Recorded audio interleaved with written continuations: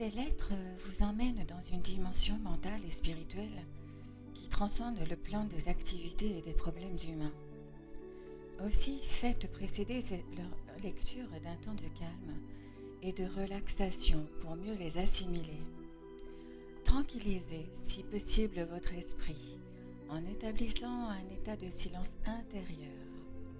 Ces lettres pourront pénétrer votre pensée humaine de leur réalité lorsque vous serez installé dans une complète réceptivité. Mon amour céleste illimité m'incite à revenir sans cesse pour écrire à l'humanité. J'aspire à ce que le plus grand nombre possible des gens prêts à recevoir la connaissance l'acquièrent. Elle leur permettra de dépasser la condition humaine et de s'unir à la conscience Père, vraie conscience d'amour, en laquelle se réalisent toutes choses abondantes et merveilleuses. Je l'ai dit et répète, ma mission sur terre fut entièrement suscitée par l'amour et vouée uniquement à l'enseignement de la vérité de l'existence. Sans cette connaissance, il n'y a aucun espoir que l'humanité se délivre des douleurs qu'elle est destinée à supporter dès la naissance. Cette déclaration, je le sais, attristera nombre de fidèles sincères et dévoués à la religion chrétienne, ainsi que tous ceux qui ont concentré leur foi sur la personne de Jésus. Mais je vous le dis, en vérité, pour vous délivrer de la condition humaine qui vous empêche de réaliser pleinement la vérité universelle et de comprendre la vraie nature de la condition humaine spirituelle que j'ai appelée le royaume de Dieu, il vous faut renoncer au vieux dogme du salut par le sang de l'agneau, de la Trinité et autres croyances. Vous accéderez à la vérité existentielle si vous montrez un esprit réceptif et parfaitement ouvert. Aucune autre voie de salut n'est possible. Dieu ne peut pas vous sauver puisque l'homme ignore les lois de l'existence et fait éternellement les mêmes erreurs liées à sa condition terrestre, créant ainsi lui-même ses maladies et sa misère. En outre, l'homme croit en la rédemption des péchés, mais c'est là une erreur humaine. On ne peut pas maîtriser la loi de cause à effet, c'est une caractéristique naturelle, intrinsèque, inhérente de l'existence. On ne peut séparer les effets de la cause, de même qu'on ne peut effacer la cause et avoir quand même les effets. Ceci est la vérité, à chaque niveau de l'être. À présent, votre niveau de conscience est peut-être suffisamment élevé pour que vous puissiez accepter la vérité fondamentale suivante concernant votre existence terrestre. La loi de cause à effet, où l'on récolte ce que l'on sème, est l'effet visible de ce que vous appelez l'électromagnétisme. Personne doté de la moindre connaissance scientifique ne s'attendra à ce que Dieu détourne les lois de l'électromagnétisme, qui sont celles de l'activité attachement-rejet. Les impulsions, activité, attachement-rejet ou mouvement, attraction-répulsion sont les impulsions fondamentales de l'existence et de la conscience humaine qui ont amené votre forme visible à la vie, et ce sont les seuls instruments ou outils de la création. Elles sont responsables de la formation de la substance ou matière, ainsi que du développement des formes individualisées, jusqu'à la personnalité même de toutes les créatures vivantes. Puisque ces lois sont le fondement même de votre existence individualisée, il est impossible de les contourner. Vous ne pouvez donc ignorer les problèmes liés à votre existence individualisée et croire que Dieu vous les épargnera.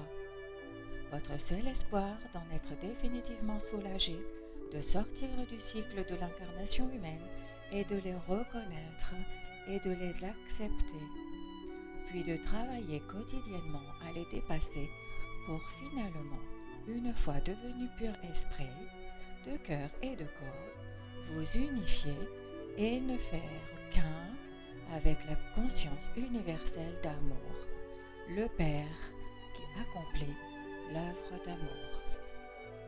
En même temps que vous grandirez dans la conscience de la vraie nature du Père, en vous, autour de vous, et vous transcendant, vous acquerrez une foi ferme en votre capacité de puiser en chaque circonstance l'inspiration, la puissance et l'encouragement directement du Père, en vous et autour de vous.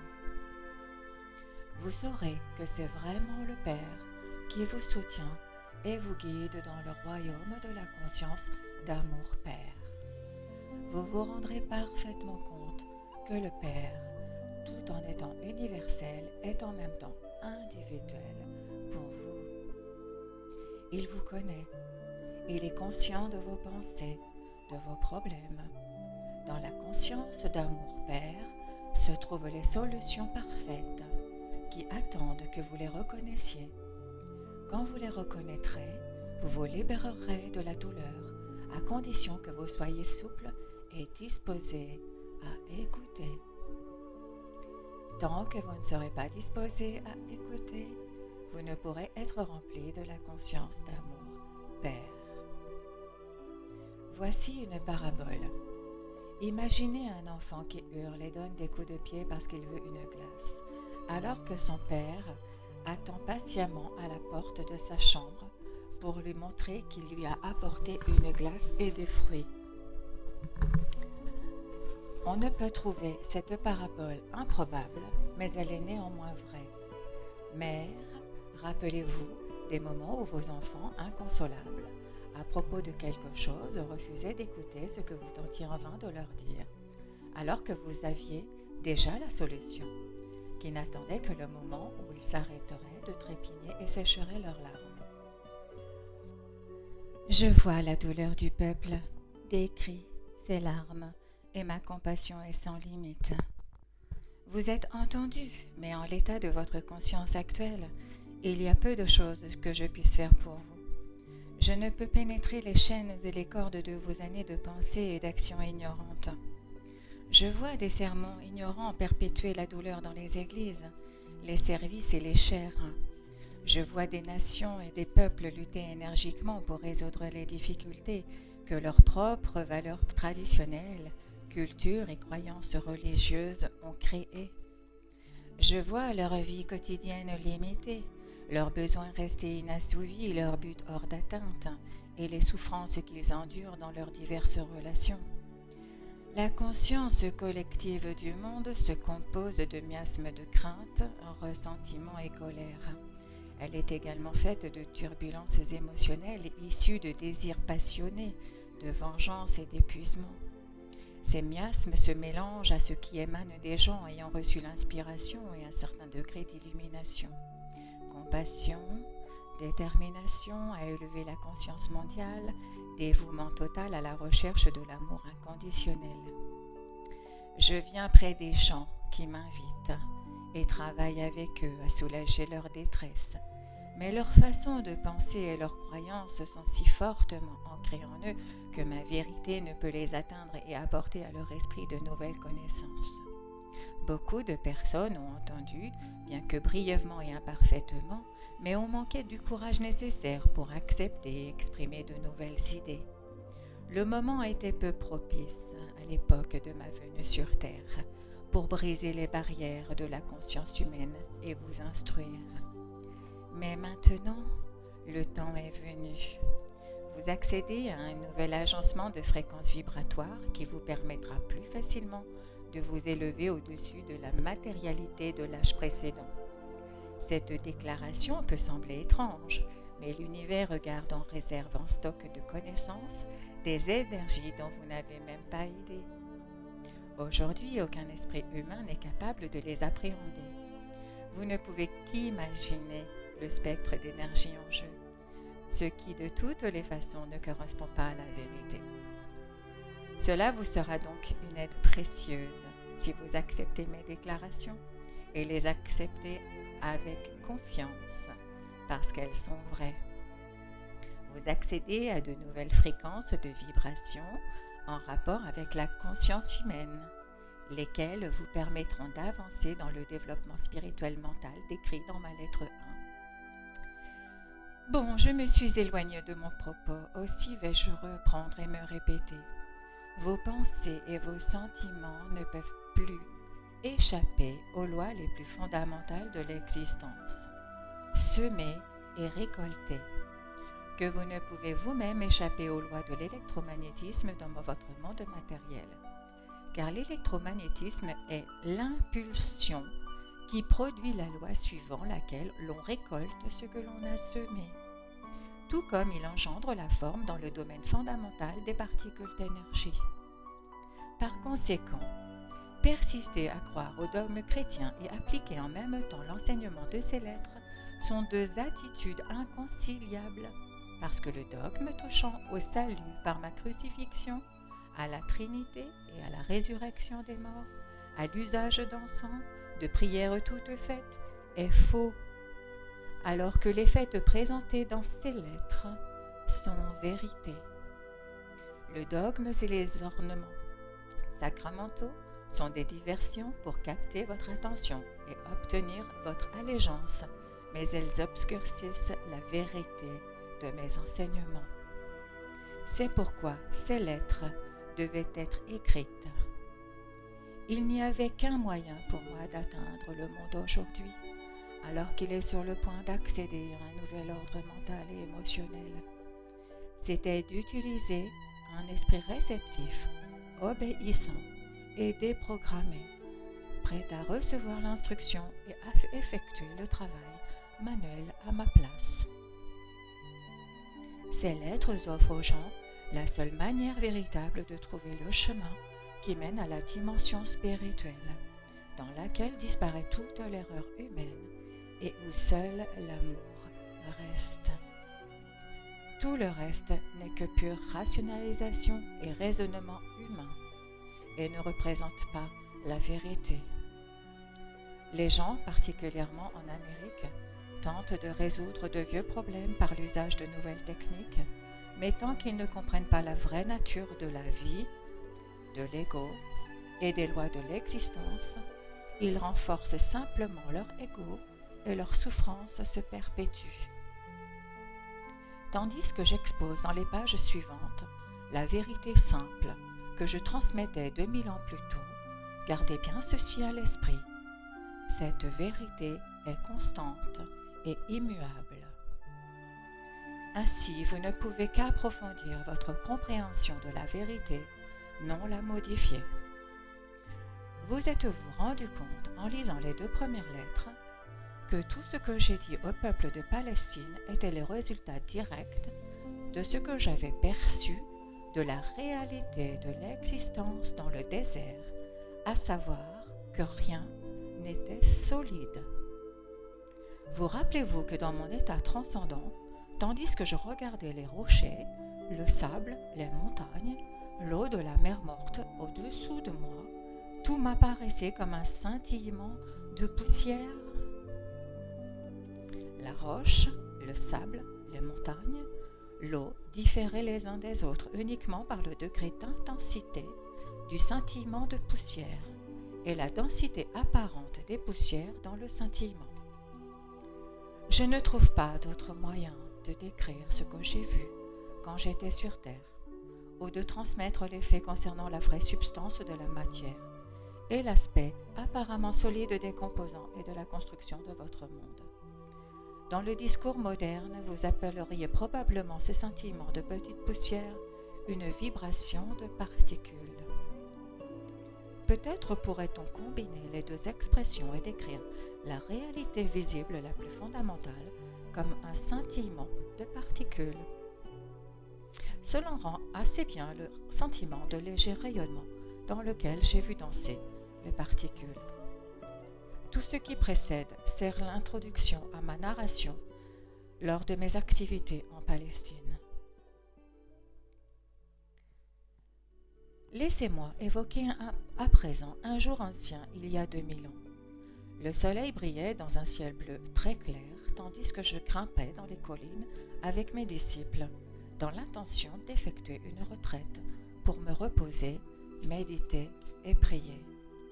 Mais cela ne devait pas être. Nous pensions pouvoir nous échapper, mais bien que nous ayons expliqué notre intention de retraite aux gens, quelques personnes nous suivirent, lesquelles crièrent à d'autres que nous prenions la direction des collines. Nous les avions priés de retourner chez eux, mais quelques-uns grossirent en un grand rassemblement de gens. Ils insistaient pour que je leur parle. Vous vous demandez peut-être pourquoi ils tenaient tant à m'écouter. Intuitivement, ils savaient que mes paroles étaient des paroles de vie. Je leur montrais toujours l'activité du Père autour d'eux, et cela leur donnait de l'espoir et les aidait à voir le monde d'une façon nouvelle. Je leur parlais d'amour, et ils se sentaient consolés. C'est pourquoi je leur disais, sachant qu'ils comprendraient et qu'ils seraient d'accord avec moi. Venez à moi, vous qui êtes là et lourdement chargés, et je vous donnerai le repos. Mon joug est léger et mon fardeau aisé. Ils savaient qu'en prononçant ces paroles, comme je le faisais fréquemment, je comparais les règles et les lois des dirigeants juifs à la vérité que je leur présentais. Lorsque les gens me prièrent de les instruire, pouvais-je faire autrement que de m'asseoir sur un rocher au-dessus d'eux et enseigner? J'étais bien décidée, puisqu'ils étaient venus de si loin pour m'entendre, à leur enseigner quelque chose dont ils se souviendraient et parleraient probablement toute leur vie. Bien que je leur ai parlé du Père et de l'amour-Père, je savais qu'ils appréhendaient toujours être rejetés par Dieu. Bien que j'ai essayé de les aider à comprendre que le Père dont je parlais n'était pas le Dieu personnalisé qu'ils adoraient, je savais très bien qu'ils étaient troublés. Je leur avais dit à maintes reprises que le Père était en eux. Mais ils avaient toujours peur d'encourir la punition d'en haut s'ils croyaient mes paroles. Que devais-je leur apprendre ce jour-là? Demandai-je au Père. Je remarquai alors les chèvres et les moutons qui paissaient dans les collines en pente sous la surveillance vigilante de leur berger, et mon message du jour me vint à l'esprit. Je me levai et criai pour que ma voix porte jusqu'à l'arrière de la foule. Voyez les moutons et les chèvres qui paissent dans les collines. Les moutons ne paissent pas au même endroit que les chèvres. Voyez les moutons. Ils sont patients et ils ne s'agressent pas, même lorsqu'ils sont entassés, serrés dans un coin de leur enclos. Ils paissent tranquillement, ne revendiquent jamais le terrain qui n'est pas le leur et laissent le pâturage tondu à ras, mais non endommagé, ce qui permet à l'herbe de repousser après leur passage. Et plus important encore, ils écoutent la voix de leur berger, c'est pourquoi il peut prendre bien soin d'eux. Il les guide dans les meilleurs pâturages et dort la nuit avec eux, afin qu'ils ne soient pas menacés ou attaqués par des chiens ou des voleurs. Voyez les chèvres. Elles grimpent et sautent sur les rochers, se fourvoyant dans des endroits dangereux. Elles arrachent les ronces et les branches des buissons. Ce sont des spoliatrices. Si elles n'étaient pas aussi utiles à l'homme, il faudrait les attacher toute la journée ou les envoyer dans le désert. Je vous regarde là, en bas, et je sais que parmi vous, il y a beaucoup de moutons. Mais il y a aussi parmi vous beaucoup de chèvres. Il y eut quelques murmures de colère, mais l'ensemble des gens qui avaient une bonne nature se bousculaient en se taquinant, désignant les chèvres en riant et en opinant de la tête. Il était bon de les voir rire, et je continuai donc. Vous pouvez reconnaître les moutons à leur maison, à la manière dont ils traitent leurs voisins, et à la façon dont ils sont considérés par toute leur communauté. De même, vous pouvez reconnaître les chèvres. Ont-elles l'air d'avoir beaucoup d'amis? Des hurlements jaillirent de la foule. Non, suivis de beaucoup de rires. Le berger, suit-il les chèvres et se soucie-t-il d'elles, ou doivent-elles se débrouiller seules et rentrer d'elles-mêmes à la maison pour être traitées le soir? De nouveau, la foule rit et lança des réparties variées, dont certaines très amusantes et pleines d'esprit. Et il en est ainsi de vous qui êtes des moutons et de vous qui êtes des chèvres. Le Père vous protège si vous êtes des moutons et le Père ne vous protège pas si vous êtes des chèvres, parce que vous suivez obstinément vos propres désirs chaque jour et semez probablement la destruction autour de vous. Dites-moi, le Père peut-il protéger les gens qui sont des chèvres? La foule était silencieuse, mais écoutait attentivement. Direz-vous alors que le Père est fâché contre les chèvres et ne les protège pas? Ou direz-vous plutôt que, de même que le berger se soucie de ses moutons, et se soucierait des chèvres si seulement elles se laissaient faire? Le Père aime les moutons et les chèvres de façon égale, mais est impuissant à protéger les chèvres comme il le fait des moutons à cause de leur comportement naturel. Voyez aussi les habitudes alimentaires des moutons et des chèvres. Les moutons sont contents de ne manger que de l'herbe, pour laquelle leur estomac est parfaitement conçu. Mais la chèvre mangera tout ce qu'elle trouve sans aucun respect pour sa constitution. Il en va de même avec les gens, qui ne font guère attention à la façon dont ils se nourrissent l'esprit, puisqu'ils n'ont pas de but déterminé ou de motivation pure. Comme les chèvres, ils ne voient pas quand leur nourriture mentale leur est nuisible, les entraîne dans une direction qu'il vaudrait mieux éviter dans leur vie quotidienne, ou encore, si elle les nourrit de mythes nuisibles ou les induit en des erreurs dangereuses. Ils vagabondent et avalent l'équivalent mental de ronces, de vieilles chaussures, de bouts de tissu, de feuilles, de charbon, de mauvaises herbes, car ils manquent de bon sens. Un homme m'interpella. « Maître, et si une personne qui est un mouton fait une erreur et s'attire des ennuis, le Père l'abandonnerait-il » Je lui répondis par une question.